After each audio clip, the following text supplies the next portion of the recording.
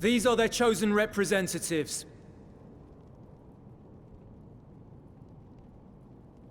Very well. Let us hear what they have to say. Yes, sir!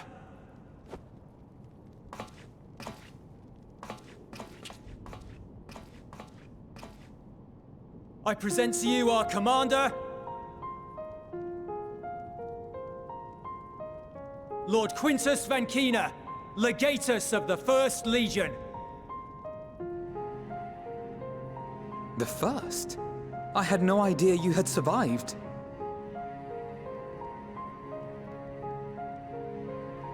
We lost our Emperor, our city, more than half our troops. For my wounds, I may never take the field again. But we survived, aye.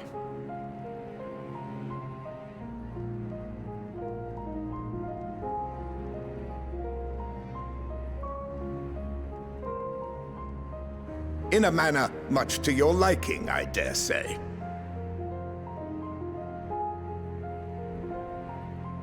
We have no intention of adding to your misfortunes, nor do we bear you any ill will.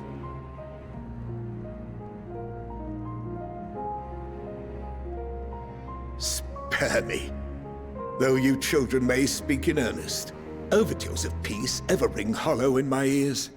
So long as man stands to profit from his neighbor's suffering, war is inevitable. Driven from our ancestral homeland into this blasted waste. Yet still you yearned to rob us of our paltry scraps. 'Twas only with Magitech that you learned to keep your distance. Though we knew it was only a matter of time before you regrouped and returned. Conquest and empire were our only defenses. Emperors Solus and Varus understood this, and through their campaigns saw us grow and prosper. Much blood has been spilled in Garlemald's name, aye. But if it is a choice between yours and mine, then it is hardly a choice at all. I do not deny that a great many conflicts throughout history were driven by the desire or necessity to gain by another's loss. That is not why we are here. Nor have we come to petition your aid in the war with the Telophoroi, grave though that threat may be. Our purpose is simply this. We wish to help you. Let us help you. If there is aught that can be done to ease your plight, we would be glad to do it.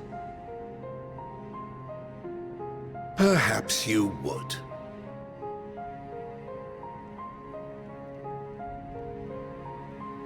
But regardless of the ideals you espouse, your leaders would not send an army into Garlemald if they did not stand to benefit.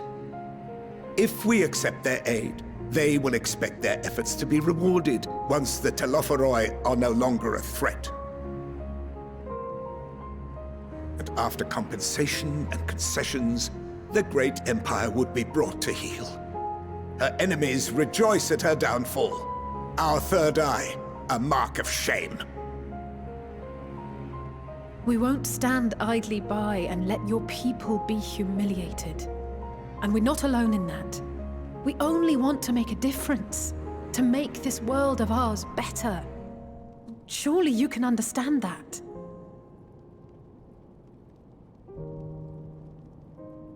What I'm trying to say is, there are so many people who just don't care about making you suffer.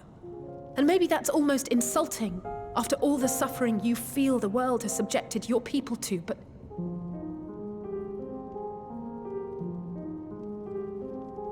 believe it or not, that's the truth. And now we're here, and all we're asking is for you to tell us what you want, what you hope for.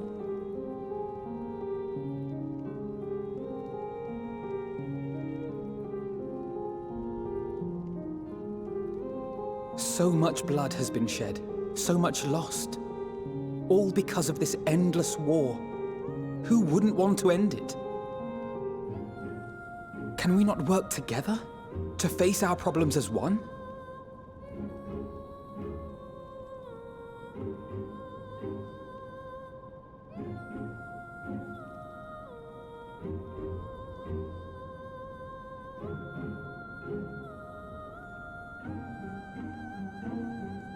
Answer me this, young peacemakers.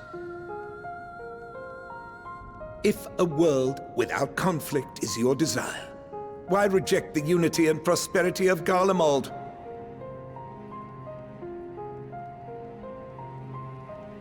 Is it because we do not share your faith?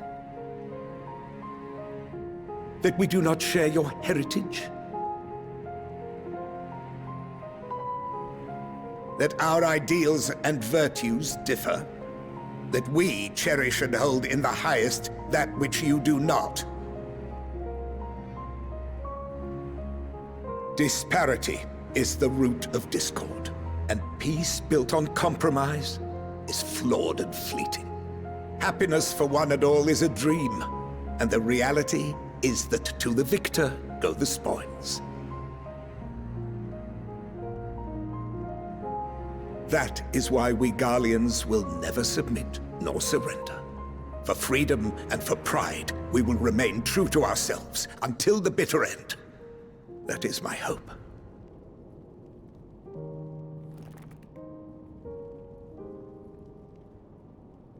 It seems there is nothing more to say on the matter.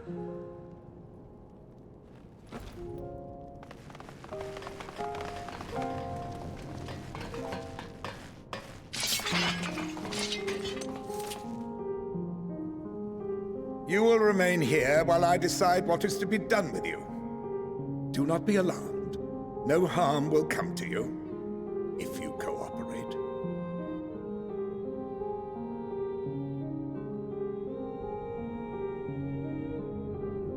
We will not resist. However, as your guests, I ask that we be allowed to speak with the other members of your group. As you wish. I had no intention of locking you up, as by dawn you would be frozen stiff and you're no good to me dead. You are free to move about the encampment, but there is one condition. Collar them.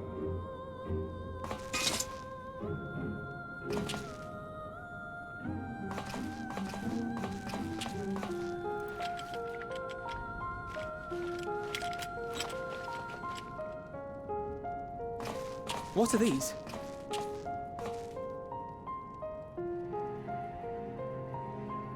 Incentive.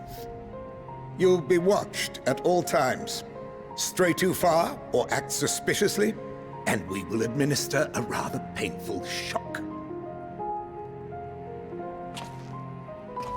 Stop! Keep away from that one.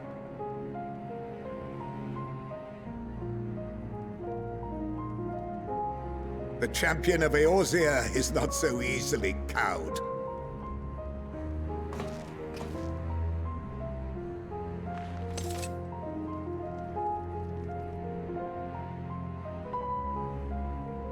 Even if she allowed herself to be collared, the shock would be no more than an itch.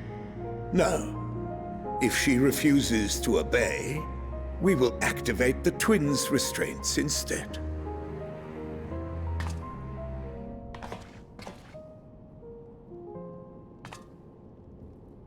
You needn't worry about us. We'll forget we're even wearing them soon enough. Even now, you still... Why go to such lengths? What is it all for?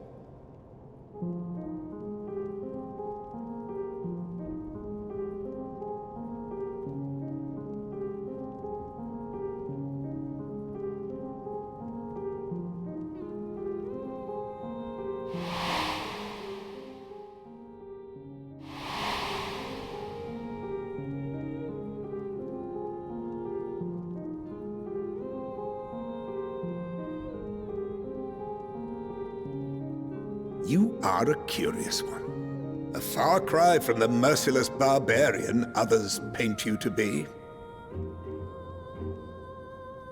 You will be their warden. Take them away. Yes, sir.